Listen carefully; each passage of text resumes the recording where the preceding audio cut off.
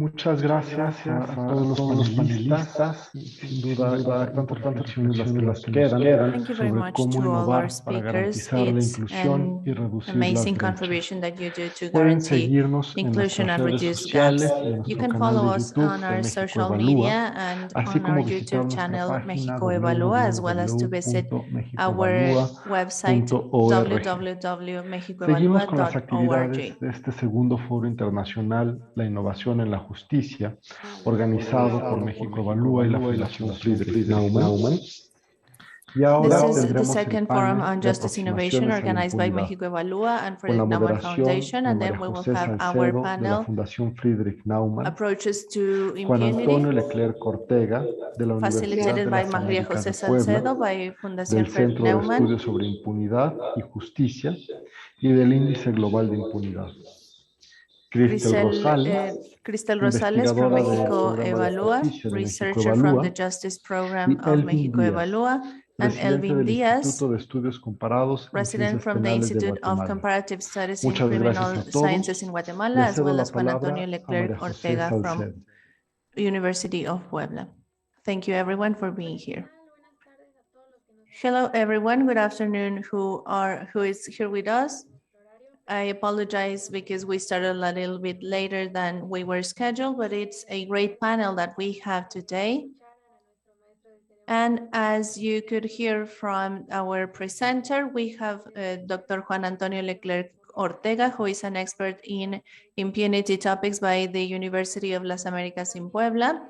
It is a great pleasure to have you here. Also, Cristel Rosales, who is a senior researcher from the Project of Justice from Mexico Evalúa. Thank you very much for joining us from Guatemala, from the comparative studies in Guatemala. I want to continue with the line of what has been talked about in this forum, which is to approach justice to the population and the people that are being affected, as we all are. I am Maria Jose Salcedo, and I work in the Friedrich Naumann Foundation, where we promote the rule of law, because even though impunity is present in all societies, the conditions that foster it establish the need of a robust law, and the effective justice system establish mechanisms through which we can give certainty to society. Victims can know that a case was solved and that might be a compensation. And inefficient justice systems are unable to do a good strategy for solving crimes. The impunity levels that we see show the response level of the justice institution to the different cases. Sometimes we say that those things that we cannot measure or that we cannot assess, we cannot improve them. And it's not that we cannot improve them, it's that we cannot even see them. If we cannot see a problem, is as if we didn't believe that it exists and that it should be addressed. And that's why it's important to have the topic that we have today in this panel. I want to tell you that each expert is going to have 12 minutes to present their answers to the questions that we have today. First of all, I would like to start with some concept approaches to impunity. What are the exercises to measure them, and especially the innovations that exist to reduce impunity? And then in second place, those factors that stop the status quo of impunity from changing. I mean, the relationship between corruption, impunity, and the role of the institutions regarding impunity. We are going to start then with Dr. Juan Antonio Leclerc Ortega. Welcome, thank you very much. And we will start with your 12 minutes. Thank you very much, Maria Jose. Good afternoon, everyone. It is a great pleasure to greet you. I thank Mexico Evalúa and Naumann Foundation for the opportunity of participating in this second forum of innovation in justice. And it's a great opportunity to exchange experiences and perspective of the reforms for access to justice. It is a great pleasure to be with Elvin and Cristel this afternoon and to exchange our ideas on impunity. To start to solve some of the concerns that we have with these questions, I think that we should establish that the approach to impunity is a certain type of methodological innovation, as well as ways of understanding some public issues with access to justice. I am always surprised to see how this issue has become a specific aspect to understand some of the greatest problems that we have in our countries. I don't think there are other countries in the world that have developed so many approaches for the problem of impunity, and that these approaches have become as well methodological projects or of public policies that are focused on measuring specifically its approach. And I think this is very important, that from the last 5 or 6 years, most of the discussion, the specialized and academic discussions that we have had on security, corruption, violence, and justice were complemented with a very strong discussions on the results, the scope, and the problems that we have with these great levels of impunity. Why has this become so relevant? I think that this is related to 3 aspects. The first one is that from any approach that we take, it doesn't matter what the methodology or the conceptual point of view is, we can see that Mexico is characterized globally by its high levels of impunity. And when we see the analysis in different states of the country, we can see that nationally, impunity levels are very, very high as well. It's very difficult to find cases that are in low levels of impunity. And we can see that this is a complex problem that will make these social consequences even more severe. And these are created by different types of social problems. And I also believe that Mexico is facing a process of pathological innovation in terms of public pathology. All countries face different problems in case of public or political pathologies, such as violence, security, unequal access to justice, and corruption. These are problems that exist unavoidably. The problem is its magnitude, the scope, the extent of time, and of course, the amount of victims that it produces and the way these are giving feedback to each other. And I think that Mexico is having this pathological process where violence, injustice, and corruption and other types of problems that are correlated, we can analyze them and measure them, and we're going to find a very bad performance. But besides being connected, all of them are can be related to each other, and we cannot measure impunity by itself, such as violence. We need to analyze it in the way this damage is given in the consequences on each of the areas. And another part in which impunity is so important is because we have institutional traps that are very complicated. And I understand that an institutional trap, we need diagnosis, we need proposals of alternative public policies, and throughout time we have had imposed different trajectories and changes and adjustments to public policies, and with the changes of administration, they do not lead to a change in the trajectory or the magnitude that these phenomena acquire, and they do not improve the situation of the people that are affected. This has taken to try to understand the factor of impunity and to try to conceptualize it. From this perspective as well, we have had different types of studies. Curiously, we have a lot of quantitative studies that are focused on establishing measurements, something that does not necessarily happen in all areas. And given the depth of the topic, we need to reach an agreement. Impunity depends on where you are seeing it from, what phenomenon is it related to, and of course, from systems that give us a narrow or an open definition of it. A narrow definition is if we only identify the complaints versus the rulings, or if we have a result of so much impunity that exists. There are different studies that Invite uses to measure levels of impunity compared to the number of claims, etc. But the open definition is that articulates more substantial areas, acknowledging that this is a more complex phenomenon that involves safety, security, and even inequality from the social and economical standpoint. And this is unavoidable. There are different ways of approaching this, and we must do different exercises. I think we have three types of approaches. Those that have the direct intention of measuring impunity itself. In the case of the impunity index where I work on, we have that objective. Our objective is to measure impunity, and from an open concept, in a compared way globally and nationally, we have three dimensions: security, safety, and violations, security, justice, and violations to human rights.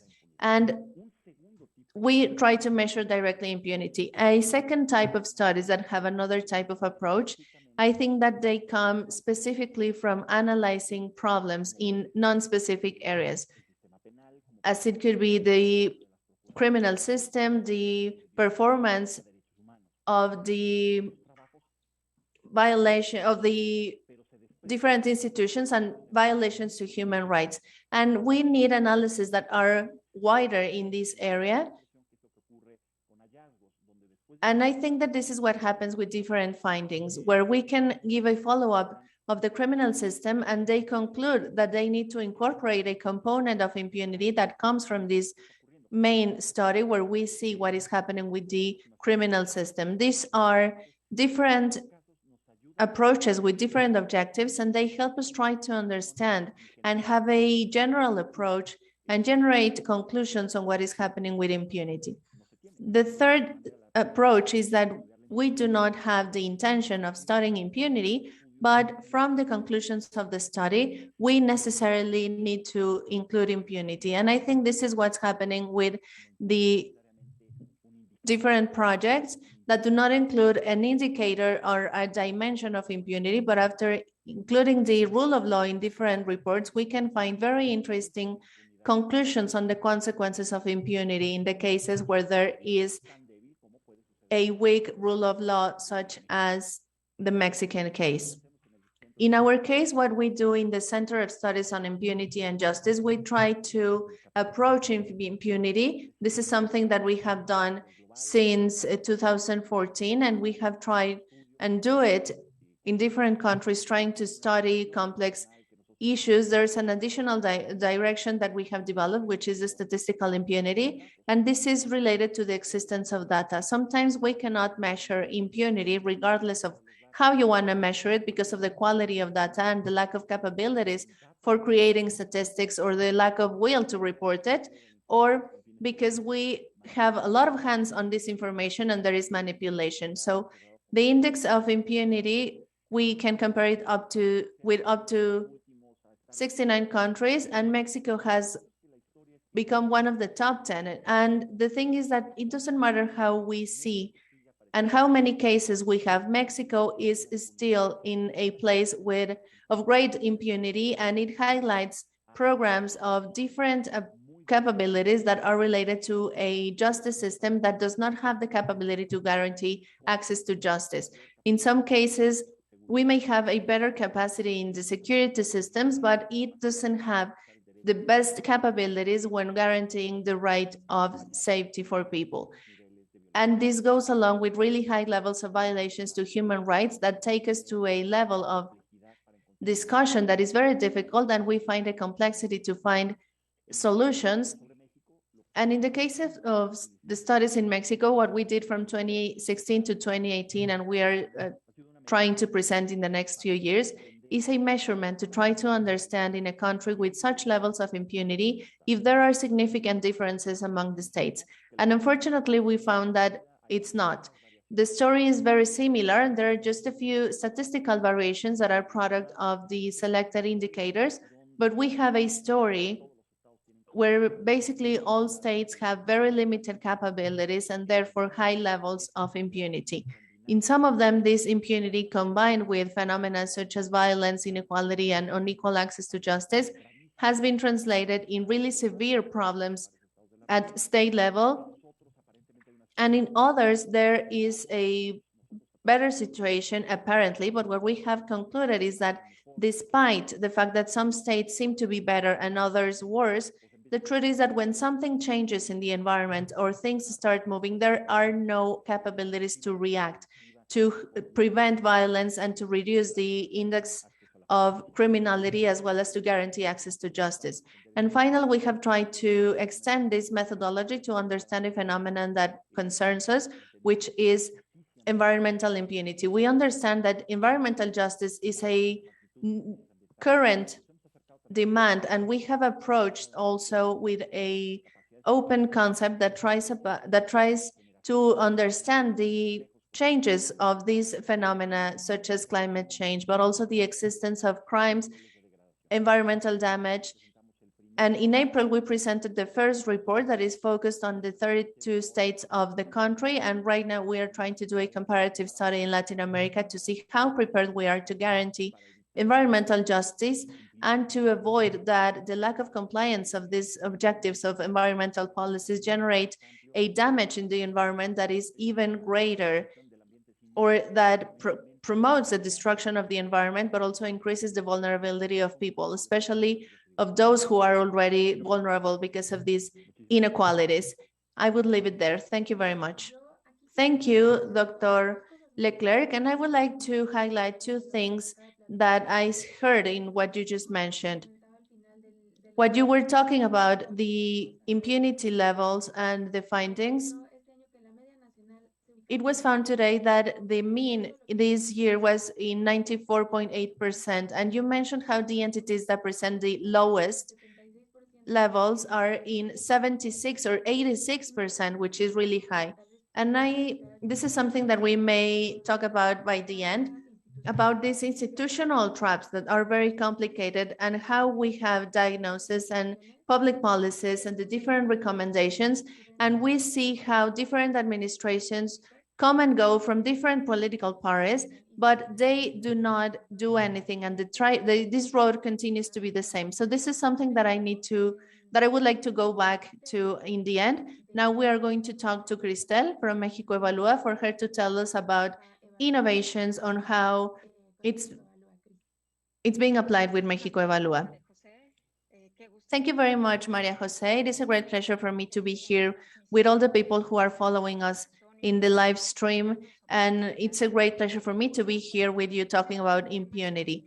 Impunity is one topic that is of the general public's concern. And I think that we should start from identifying if all people think of the same when we talk about justice. When we hear impunity, we usually think of justice. In justice, we think of frustration or social outrage, but we not necessarily have the same idea of justice for everyone. And I would like to start my participation with this. I would like to start talking about what we understand as justice and then move to sharing with you, as Dr. Juan Antonio Leclerc did, the different measures on impunity. I'm going to share a little bit what we are doing in Mexico Evalúa, how we are seeing it, and what we are doing to measure or to approach this impunity.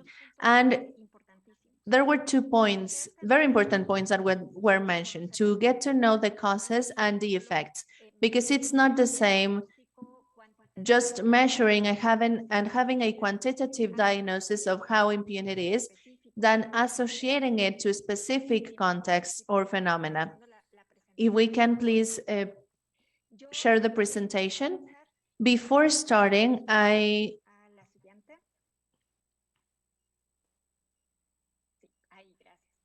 There it is, thank you. First of all, I would like to start talking about what is the context in which we establish the measurement that we developed from Mexico Evalúa, especially for people that are following us from other places. Maybe for the people who are in Mexico, it is easier to conclude what we are living in the country. But for those who don't know it, we live in a country with a really high level of victimization. One out of every 3 countries are victims of crime, and in 2020, this led to 20 million victims.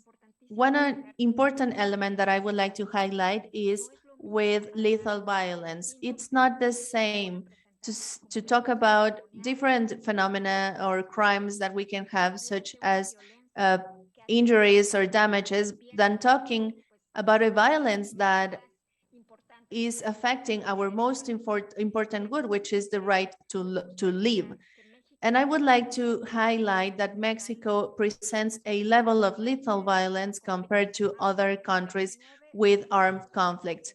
29 murders per every 100,000 inhabitants. And when we talk about different entities, we have entities such as Colima, Chihuahua, or Guanajuato, in which the rate of murders goes beyond 90 murders per every 100 inhabitants. And another element that I think is important to highlight is the fact that this violence is not affecting men and women in the same way. Or when we see violence with a gender perspective, we see it with a different way. In some cities, murders of men have increased 3 times, but of women have increased 6 times. We have had the largest number of cases of gender violence, and also with more than 700,000 calls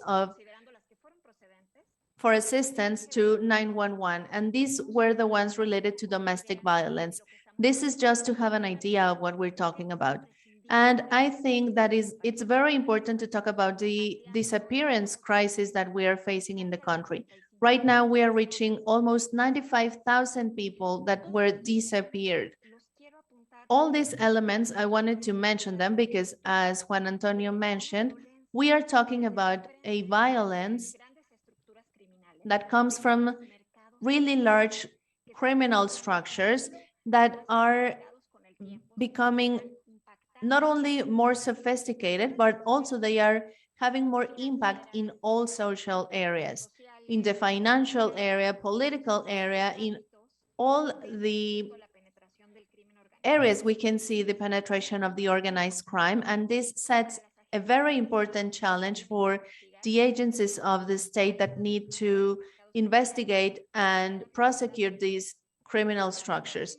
Just to give you some information, according to the records that we have, the operation for drug trafficking created more than $3.2 billion, and this was equivalent of 71% of direct foreign investment this year, just to give you an idea of what we're talking about with this type of criminality. So what do we understand by justice? As I mentioned at the beginning, having shared a little bit of the context, I would like to say that in Mexico Evalúa, we conceptualize justice with an approach that does not necessarily mean a punishment. This means it has a wider vision. It may mean the clarification of facts. It may mean the pardon of the offender or the compensation for the damage, or as well a ruling, in which case, if the judging part determines, it will have a punishment. Now, the measurement that we do of impunity starts from 2 key premises. The first one is related to what Juan Antonio mentioned. If we have an open vision or a more narrow vision, we decided to measure direct impunity. And what does this mean? It means that we are not analyzing all those cases that were not of the case of authorities that we know as the black numbers. In Mexico, this is more than 93%. We are focusing on those cases that were known by the authorities, and we analyze in these cases what was the final resolution that they had in either measure that I mentioned. And the second premise is related to this vision that we are not only focusing on measuring based on the ruling, but we identified cases that were solved through alternative mechanisms or through different ways of solving them. And because either of them, we consider that there was a resolution of the case, a response for the victim and for the accused. Here, I'm only going to present quickly. This is the formula that we have been using in the impunity index.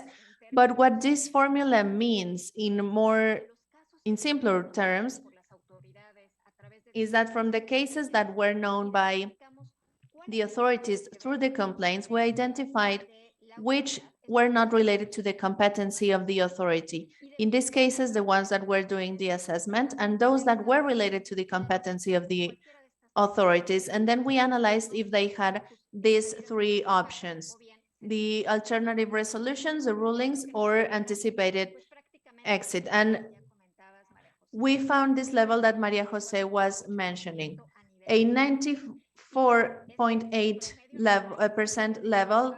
And this national average may establish what are the different situations that we have in the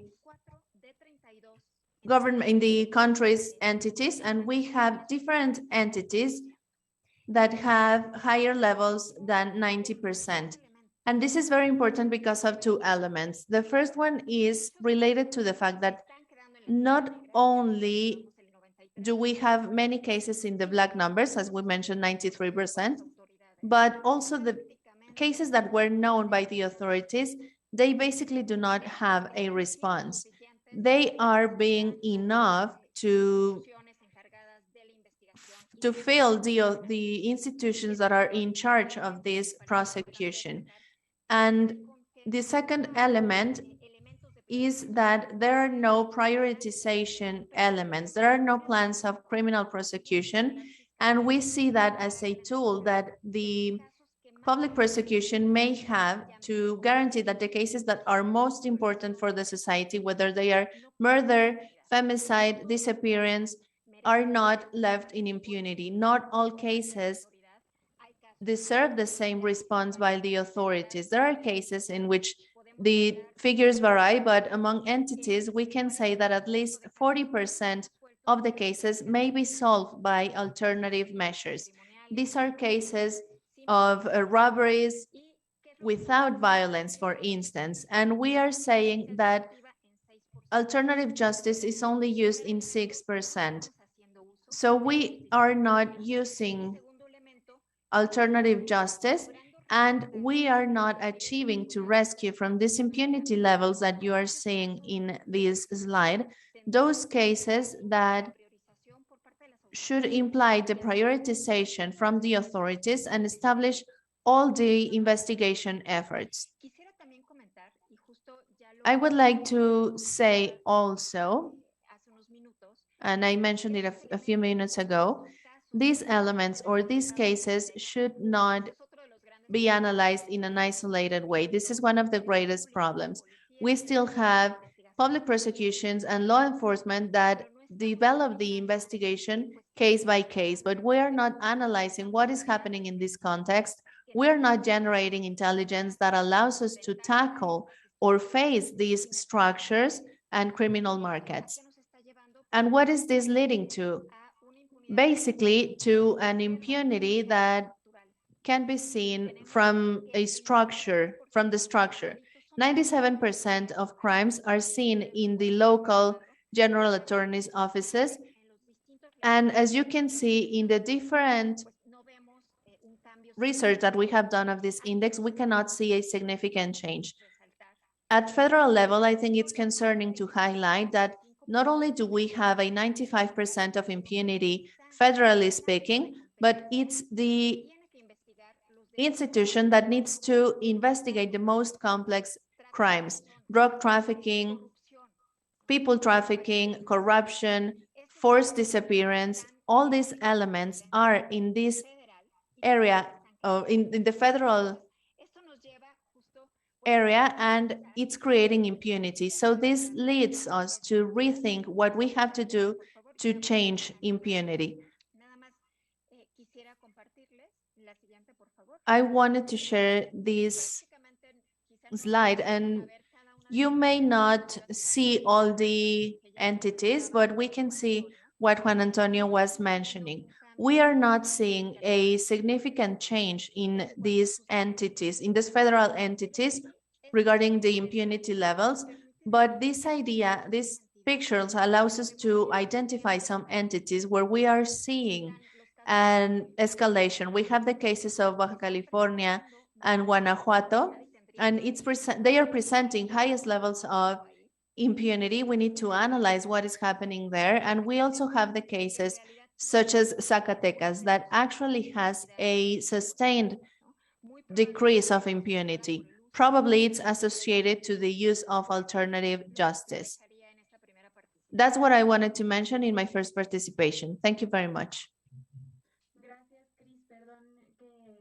Thank you, Chris. I'm sorry that I just opened my microphone, but I'm taking notes of everything you say because I think, as you mentioned, the diagnosis to understand the other situations that are happening in the national context and being able to create courses of action, I think it's very important, as you mentioned, to see the size of the actions, to know the complexity of the organized crime that we have in the country.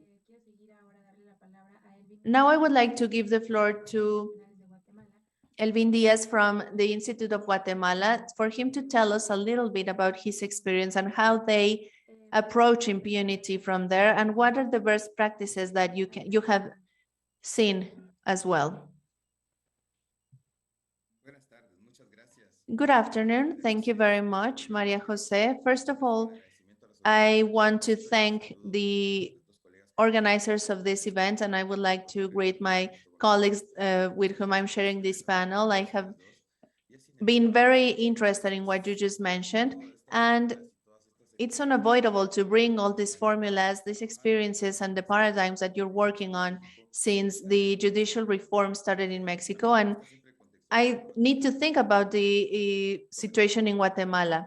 We need to take into account that Guatemala was the first country that started with this transition to this context and in a very complex model. This model was, this adversarial system was trying to establish the very specific situations that we could see.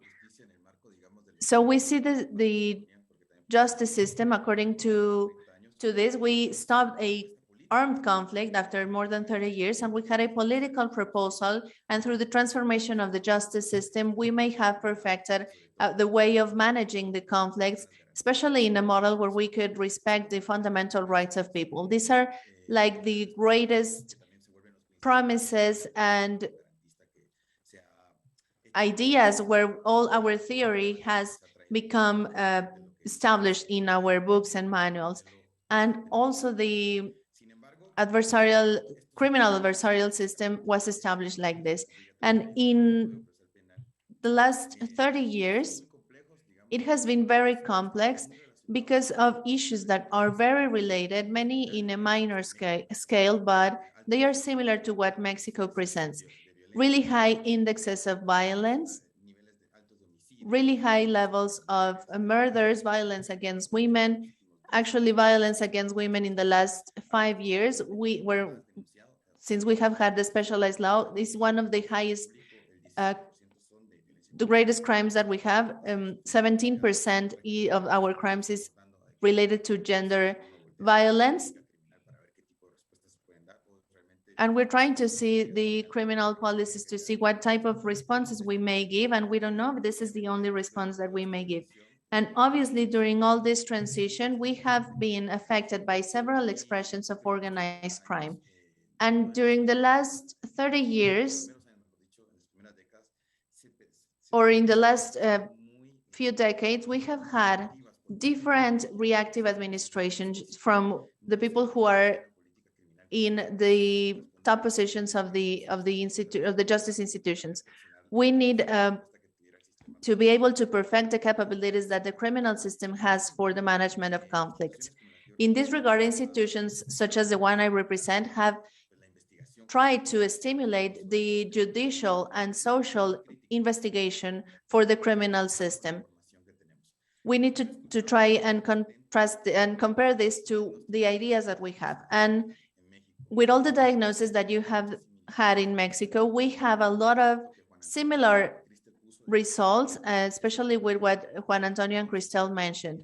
What are we going to understand as impunity? And when we talk about direct impunity, however, when we see realities, not only of the capabilities of response from the public prosecution, but we also see other works that the justice system may give, impunity is a wider or a larger concept. Actually, it's the concept that Juan Antonio mentioned, this open impunity. And this is where we can see the severe violations of human rights, the victimization that Cristel mentioned.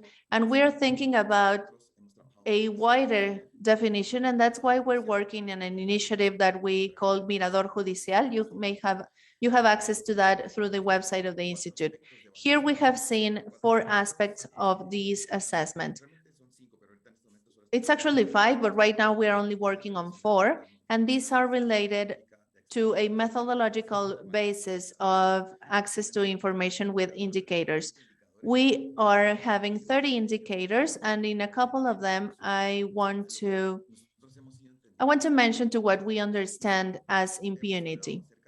We have talked about impunity in a direct way. I think this is a concept that was established here in the panel as well. Right now, after 10 years of the exercise of assessing the justice system, we have entered a very strong dilemma because of the type of definition that we may consider as effective or not. I want to share with you what this is because Cristel also mentioned it, and this is something I want to share with you so that you can see what we consider as impunity. For us, from our criminal system and with a more political point of view, we take into account income directly or the entries of cases versus the records that we have in other institutions. These are responsibility of the people that are responsible of these criminal actions. And also the foundation that Cristel mentioned, this formula is used in several countries. The CEJA has been encouraging this methodology of studies, and in Mexico, you have used this as well. And you have elaborated in this wide concept of impunity. We have this formula, and what we have found in the last field work, we found that 10 years ago, we installed new figures and new ideas in the criminal system to establish the indexes in order to give effective responses to victims. What we found, unfortunately, and this is a situation where we see the criminal prosecution, we have found in the last few years, in the case of Guatemala, we are presenting an alarming amount of cases, and we must make transparent the use of policy when there is a disregard or the dismissal of cases, because dismissal is an important concept in order to measure impunity. We have left it for this study. We have left it behind because we have seen in the last 4 years in the current administration a great use of dismissal. So we need to check, we need to see that this is part of the institutions, and this is something that gives light to a not transparent use of these effects in the institution. And I am talking about the Central American region where we have seen this a lot. And I think that with the excuse of closing cases, we are trying to justify a political measure that is not transparent. So I think that what we found is to reverse our formula that is not going to be so different to what was exposed in this panel. And we are trying to have the cases enter, the pending cases, and those are the cases that for us represent direct impunity. And basically, the rate of impunity in the last 4 years has gone beyond 90% in the criminal system. And this is an alarming information because in the previous administrations, we were able to reduce this rate of impunity, and right now we are going to find a contrast with the current administration that has implied several setbacks. I would not like to elaborate a lot on this, but here I would like to highlight something that is really concerning because of several criminal phenomena. And based on these phenomena, the effectiveness rate is actually very reduced. For instance, a general attorney's office that had presented important data was the Office for Homicide. Because of the high rates of homicides that we had in the last few decades, we established what we call the proactive or intelligent criminal prosecution in a way to analyze this criminal phenomena and breaking the scheme that we used to have as a traditional response scheme. We established special elements, specialized teams, criminal analysis as a basic tool to do is we were able to make this office an institution. We were able to create institutions against organized crime and to see murder as one of the variables of their crimes. And what we are seeing right now is that the impunity rates are still back on the rate that we had before, which is between 7 and 9%, when in previous years we were able to reduce that gap from up to 25%.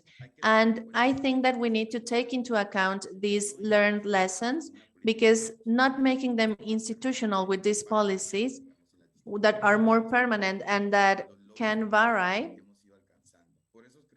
we cannot see the achievements that we've had. That's why the information that I mentioned that maintained a very similar policy and who were trying to transcend this investigation, this more proactive investigation with more white-collar crimes where we can see different figures such as money laundering and corruption. This is also a contribution of a part that is very relevant in Guatemala. Let's remember that my country was also the first to have as a commitment from the peace agreements to have this external representation of the UN, which was the International Commission Against Impunity in Guatemala. Their mandates were very well established, and they were related to reducing the levels of impunity, but it was focused on the criminal structures that were in these areas. So the lessons that we can learn from this process is that the fact that we didn't ensure these processes of transformation is creating negative consequences in reality. And I'm only talking about the inability to respond. And I'm talking about the other administrations that were able to increase the level of effectiveness. We are now having an administration that has these setbacks. I will leave it there. It's just to share the experience of Guatemala and to compare it and to see the things where we agree with you in Mexico. Thank you. Thank you very much, Elvin. In theory, our panel should finish now, but I want to take some 7 minutes at least for some Q&A in case there are some questions from the public. In the meantime, I want to make you some questions about what you have just said. And I want to get to the innovation part, which is the theme of this forum. The first question is, what Chris was saying with regards to alternative justice, how can we go back to those cases that need to be a priority for the judicial system? I don't want to say to decrease, because we still have 76 or to 80% of impunity, but how can some officers, some public prosecutors or and attorney general's offices have used alternative justice? Who would like to speak? Chris. Thank you. I just want to say, with regards to innovation and what you were saying, I think that there are two important topics to highlight, especially when we think about innovation, which is not only technological. This can be a different way to do things. The first of which concerns the fact that usually we associate impunity with a lack of institutional capacity in terms of staff. But the immediate answer is to think that we need to increase the staff. However, there are cases, and we can exemplify this in Mexico, where the capacity is enough for the cases being solved and addressed. And it's true that the impunity levels are very high. One of the ways that from Mexico Evalúa and from several other organizations and the academia have analyzed considers go to strategic criminal justice. And this is not about establishing what the phenomena that are going to be prioritized and what the type of answer we are going to give will be to those different phenomena. Then we can distinguish the cases that can be solved by alternative justice, and then we can have facilitators that could help reach an agreement and a remedy, while in other cases, we should bet on an investigation and other type of elements. I think this is an effort which is not clear in Mexico and that we need to try. That transit should be done not just from a desk, but from institutions hand in hand with the society, the academia, because in the end, it's all of us who are affected, and we can help to define the priorities. Thank you, Chris. Dr. Leclerc, or Evan, would you like to add something about this?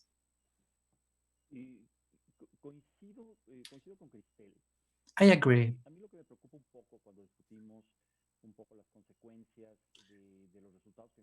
In terms of the results consequences, I am concerned that 24 states were having insufficient performances. In our case, it's 25. You have the same fill over and over. Now, with relation to phenomena, impunity phenomena, I am concerned that we need a simultaneous agenda so we can face impunity. We need to advance a lot in the justice system. That's a goal in itself. But to overcome impunity, we need to advance in security. And if we advance in one and not the other, we're going to have the same, and we have the same levels in the other one, we are still going to have victims of violence and a lack of sufficient competencies. The same happens with corruption, with violence, with the penetration of organized crime. We should think about the simultaneous agenda, how to maximize scarce resources to give a comprehensive response. But we know politicians understand comprehensiveness as something void. That's one of the main failures of the criminal system. We can modify access to justice, but if there is no link between streamlining of the police and the Attorney General's offices, this won't work because you have all of the elements disconnected and with a different logic.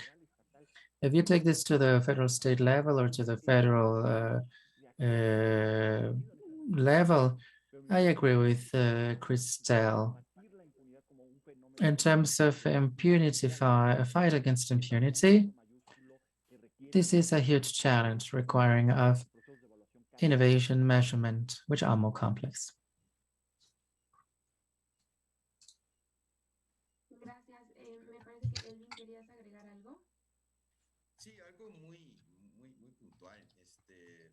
Yes, would you like to add something?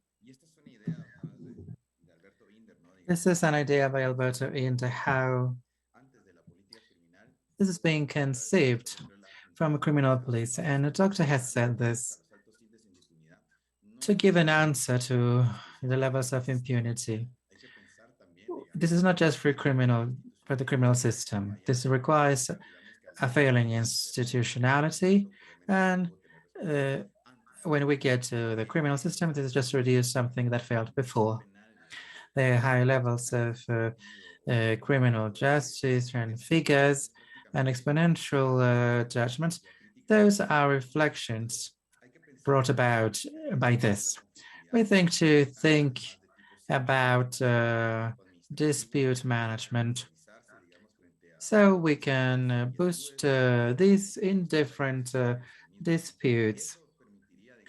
This will allow to decrease the burden of the system when we approach it. This is a challenge, as the doctor mentioned. We must consider prevention, otherwise our response would be very limited for impunity. Let's remember, impunity is structural to the criminal system, and this has been shown by texts. We will still have impunity, but in our countries we see a high level thereof and of workload. It's not just about the lack of a response, but the insatisfaction of the person that approached the court. Thank you very much. I know we don't have time, so I want to close with this last question. We even have a documentary, a Netflix documentary. And this topic is the seriousness of the situation of a problem which is not unique to Mexico. I am concerned about, well, it's important to have this human capital willing to advocate for these cases. And of course, this will entail doing this investigation at one's own risk. How in Mexico, I don't know, Guatemala, what are the best practices for people who want to devote their life to that part of the investigation? What centers should be improving their education in terms of what the academia, the civil society have to do?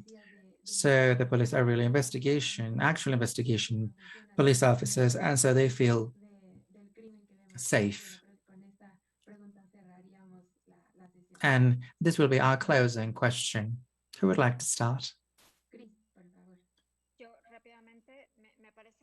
Chris, you are covering a key topic which concerns the staff's conditions, the ones who will be making the decisions, developing investigations, or assisting directly the accused or the victims.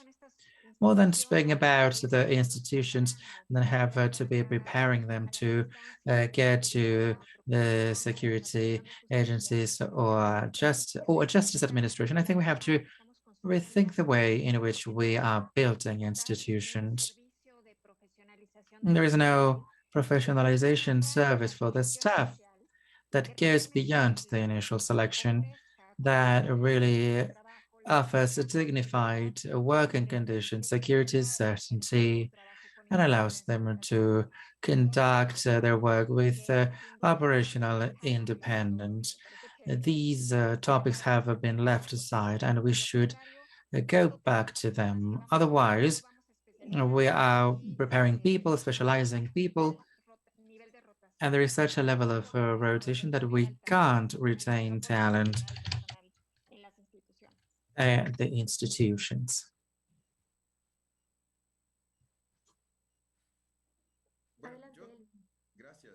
Thank you. In our case, our last year's bet has been to strengthen their professional career, at the investigation responsible institution, not just the investigation career, which goes to the police, but also the Attorney General's office career. They're responsible for the investigation, assume a series of risks and challenges that is to who have people exposed when we think about prosecutors that investigate groups with considerable structures. This has to be given in a modern criminal justice system with specialization areas. At least I can tell that in my country, this has not been addressed properly. We have no clear policy, even if there have been efforts for the implementation. So I think that those guarantees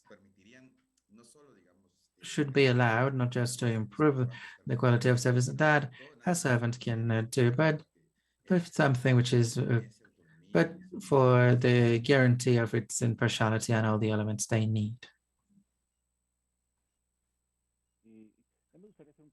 I would like to make a comment about history. Crystal said something.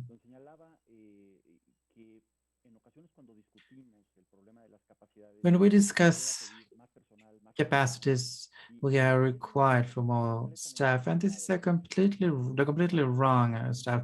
Part of impunity, of the impunity problem in terms of capacities, is that more than discussing the staff problem, we should discuss the capacity of agency given by the people providing a service at our institution, so we can guarantee rights. This agency can destroy the capacity of the state to give a response, and sometimes this concerns the specific environments where people working on behalf of the institutions have to conduct their activities without having an agency capacity. And also in settings where corruption is the constant element, becoming a civil servant is difficult because they are seized by corrupt networks that demand that you act in the same way. If being a police officer makes you a target of the organized crime and your family has no guarantees in terms in case something happens to you, they have no social security, so you have no agency. And curiously, this is something that the organized crime has understood very well in this country, because one of the strategies is to destroy social, citizen, religious, environmental leaders, agency, destroy the capacity for any type of response. And I think that this is something that we should start discussing when we speak about capacities faced to impunity. It's not just about adding more resources, but linking them to strategies, to policy lines, and for that stuff to really have a capacity of action from a very specific concept of agency, given the problems that we are faced with. Thank you very much, Doctor. And I want to close with that topic, with that link. I think that's a very good word for this table, with the studies you conduct, with the methodologies, the shared methodology that we have. Thank you very much, Cristel Rosales, Elvin Diaz, and Dr. Juan Antonio Leclerc for having been with us at this table. I learned a lot from you, and I hope that those who are watching this video will learn a lot as well, and I invite you to continue with us for the last part and the last day of this forum, but it will be available for you to see. Thank you, everyone, and greetings.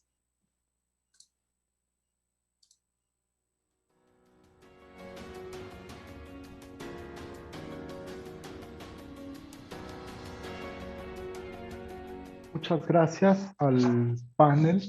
Muy interesante las reflexiones que nos dejan y sobre todo muy importante el tema de impunidad, tanto en México como en la región, y las diferentes formas en que esto se puede abordar, podríamos llevar a la acción de la política pública.